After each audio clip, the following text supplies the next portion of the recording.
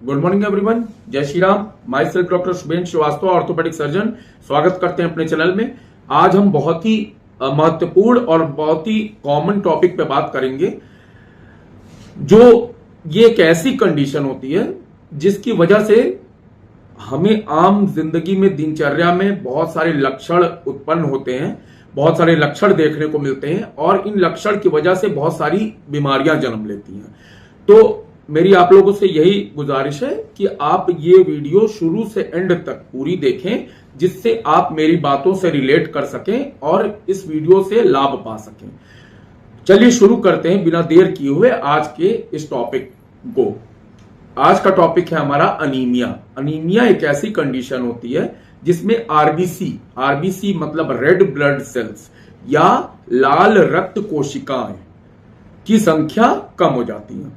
RBC में haemoglobin होता है और हीमोग्लोबिन एक प्रोटीन होता है। हीमोग्लोबिन एक ऐसा प्रोटीन होता है जो फेफड़ों से ऑक्सीजन ले जाने का काम करता है और जैसा कि मैंने बताया, ये एक ऑक्सीजन कैरियर होता है और ये शरीर के सभी भागों में ऑक्सीजन को पहुंचाता है, जिससे सारा शरीर के सभी भागों में ऑक्सीजन पर्याप्त मात्रा में पहुंच सके। जैसा कि आप लोग को पता है कि ऑक्सीजन हमारी जिंदगी की बहुत ही इंपॉर्टेंट पार्ट है और हमारे शरीर के कोई भी भाग हो उसको प्रॉपर फंक्शन के लिए हमें ऑक्सीजन की बहुत आवश्यकता होती है। तो हीमोग्लोबिन जो है ये ऑक्सीजन कैरियर। अब बात करते हैं कि जब आरबीसी की संख्या कम हो जाती है तो ब्लड ऑक्सीजन की पर्याप्त आपूर्ति नहीं कर पाता है। इसी वजह से बॉडी में अनीमिया के लक्षण उत्पन्न होने लगते हैं। अब बात करते हैं, यदि आयरन की कमी से अनीमिया होता है तो हम इसे आयरन डिफिशिएंसी अनीमिया कहते हैं। अब चलिए जानते हैं आयरन डिफिशिएंसी अनीमिया के, जैसा कि मैंने बोला, आयरन डिफिशिएंसी अनीमिया के मुख्य लक्षण की बात करेंगे हम। तो जिसमें पहला है फटीग या अनयूजुअल टायर्डनेस या हमेशा थकान का महसूस करना। यह आयरन की कमी का सबसे आम लक्षण है। जब शरीर के अंगों तक ऑक्सीजन की उचित मात्रा नहीं पहुंच पाती है तो शरीर हमेशा सुस्ती और थकान को महसूस करता है व्यक्ति, और शरीर में सुस्ती और थकान बनी रहती है। अब बात करते हैं उस दूसरे पॉइंट पे। तो दूसरा पॉइंट है कि त्वचा का पीलापन या पेल स्किन। आयरन की कमी से हीमोग्लोबिन का स्तर कम होने के कारण त्वचा का पीलापन होता है। अब बात करेंगे शॉर्टनेस ऑफ ब्रेथ या सांस लेने में तकलीफ। जैसा कि मैंने बताया कि हीमोग्लोबिन ऑक्सीजन का कैरियर होता है, तो हीमोग्लोबिन का स्तर कम होने के कारण शरीर की मांसपेशियों तक ऑक्सीजन की मात्रा कम पहुंचती है, जिसके कारण सांस लेने में तकलीफ होती है। अब बात करेंगे चौथा जो लक्षण है वो हेडेक, सर दर्द। ये भी आयरन की कमी का एक सामान्य लक्षण है।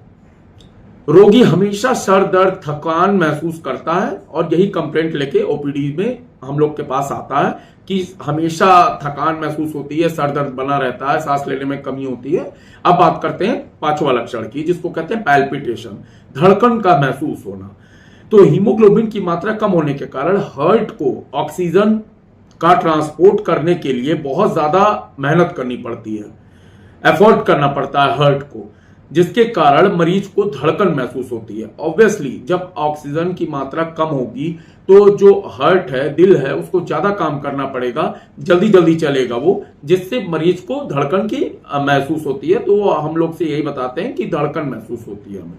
अब बात करते हैं छठे लक्षण की, जो है बालों और त्वचा का रूखापन, ड्राइनेस। तो आयरन की कमी के कारण बाल टूटने और झड़ने लगते हैं, बिल्कुल फ्रेजाइल हो जाते हैं, बाल टूटेंगे, झड़ेंगे और त्वचा असामान्य रूप से रूखी हो जाती है, बिल्कुल। अब बात करते हैं सातवें लक्षण की, जीभ में, टंग में क्या बदलाव आता है? जीभ में बदलाव आता है। आयरन डिफिशिएंसी अनीमिया में मरीज को जीभ असामान्य रूप से मोटी व चिकनी हो जाती है। जो टेस्ट बड्स होते हैं हम लोग के जीभ पे, वो बिल्कुल कम प्रतीत होते हैं और जीभ एकदम चिकनी लगती है और जीभ मोटी लगती है। सामान्य जीभ लोगों के जीभ की तुलना में मोटी लगती है और बिल्कुल चिकनी हो जाती है। और मुंह में कोने में भी मुंह में देखेंगे तो आप कोने में कट फट जाती है। और आप ऐसे कहिए कि ओरल म्यूकोजा जो है वहां पर कई जगह छाले या चोट दिखाई देगी, और जीभ में भी आपको कहीं ना कहीं इंजरी दिखाई देगी, कटी फटी जीभ दिखाई देगी। अब बात करते हैं 8वें लक्षण की, जिसका नाम है रेस्टलेस लेग सिंड्रोम। आयरन की कमी के कारण मरीज रेस्टलेस लेग सिंड्रोम नामक बीमारी का अनुभव करता है। रेस्टलेस लेग सिंड्रोम, जिसमें वह पैरों को असामान्य रूप से दर्द, खिंचाव, झंझनाहट और सुन्नपन का महसूस करता है। तो रोगी हमसे यही बताता है कि मेरे पैरों में झंझनाहट, सुन्नपन, दर्द और ये सब बना रहता है। तो इसको रेस्टलेस लेग सिंड्रोम कहते हैं। अब बात करते हैं कि आपके 9वें लक्षण की, तो उस नाखूनों में क्या बदलाव होते हैं, नेल्स में क्या बदलाव होते हैं। तो अनीमिया के कारण नाखून भी रूखे व कमजोर होकर टूटने लगते हैं, फ्रेजाइल हो जाते। जैसा कि मैंने बताया था कि बाल और त्वचा पे हो रहा था, तो नाखून भी वैसे ही सूखने लगते हैं और टूटने लगते हैं। असामान्य रूप से स्पून शेप्ड, चम्मच के आकार के हो जाते हैं, चम्मच के आकार, स्पून शेप्ड, चम्मच जैसे हो जाते हैं। तो हमने आपको बताए ये 9 लक्षण जो आयरन डिफिशिएंसी अनीमिया से उत्पन्न हो रहे थे। आइए चलिए और लक्षण के बारे में बात करते हैं। चलिए हम लोग अब 10वें लक्षण की बात करते हैं कि आयरन डिफिशिएंसी अनीमिया के 10वें लक्षण की बात करते हैं। तो 10वां जो है वो फीलिंग ऑफ डिप्रेशन या अवसादग्रस्त रोग। मरीज आके हमसे कहता है कि हमको डिप्रेशन फील होता है। तो डिप्रेशन को अवसाद कहते हैं, इसलिए मैं बता रहा हूं कि जिससे आप लोग तक मेरी बात सही से पहुंच सके, जो लोग ना समझ पाए वो लोग समझ सकें कि डिप्रेशन को हिंदी में अवसाद कहते हैं। अब 11वां लक्षण जो है वो पुअर एपेटाइट, भूख नहीं लगती है, भूख ना लगना।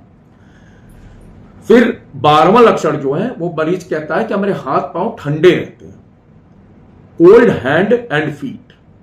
और 13वां लक्षण जो है वो एक मोर फ्रीक्वेंट इन्फेक्शन। जो छोटे बच्चे हैं, विशेष रूप से छोटे बच्चे, उनकी इम्यूनिटी बहुत कम हो जाती है, जिस कारण उनको रिकरेंट इन्फेक्शन हो जाता है। उनके खून में रिकरेंट इन्फेक्शन बना रहता है। कोई भी थोड़ा सा भी अगर उनको कहीं से भी इन्फेक्शन का सोर्स मिला तो वो तुरंत बीमार पड़ जाते हैं। और जो चौथा और आखिरी लक्षण होता है आयरन डिफिशिएंसी अनीमिया का, वो है स्ट्रेंज क्रेविंग्स, जिसको हम लोग पाइका बोलते हैं अपनी भाषा में। इसमें जैसे बर्फ, मिट्टी, चौक, पेपर इत्यादि खाने की तीव्र इच्छा होती है। और बच्चों में तो बहुत देखा जाता है कि बच्चों में जब आयरन डिफिशिएंसी अनीमिया होती है तो बच्चे मिट्टी खाने के लिए उनकी तीव्र इच्छा होती है, मिट्टी या चौक खाने की। तो ये थे आयरन डिफिशिएंसी अनीमिया के कुछ मुख्य 14 लक्षण। उम्मीद करते हैं कि हमारी बात मेरे व्यूअर्स और मेरे ऑडियंस तक जरूर पहुंची होगी। और चूंकि आयरन डिफिशिएंसी अनीमिया और अनीमिया खुद में एक बहुत ही महत्वपूर्ण और कॉमन टॉपिक है, जो आजकल सभी मरीजों में लगभग हम लोग जब कोई भी केस आता है तो उसमें जरूर ये देखा जाता है कि उसको कहीं अनीमिया से सफर तो नहीं कर रहा है वो पेशेंट। तो इसलिए ये बहुत महत्वपूर्ण है। और मैं बार बार आप लोग से ये रिक्वेस्ट करता हूं कि कोई भी किसी भी डॉक्टर की वीडियो आप लोग देखते हैं तो ये जो सारे सिम्टम्स, साइन, मैनेजमेंट और ट्रीटमेंट और इन्वेस्टिगेशन जो हम लोग आप लोग को अपने व्यूअर्स ऑडियंस को बताते हैं, वो एक एजुकेशन के मकसद से बताते हैं और आप लोग को बीमारी के प्रति जागरूक करने के लिए बताते हैं।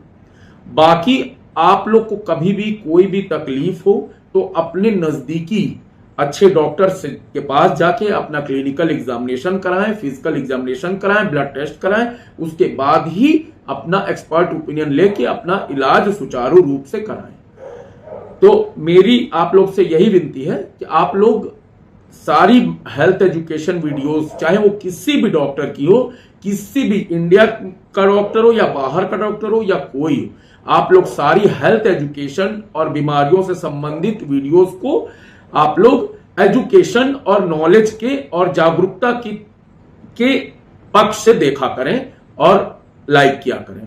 तो उम्मीद करते हैं इस वीडियो से आपको कुछ बातें जरूर सीखने को मिली होंगी।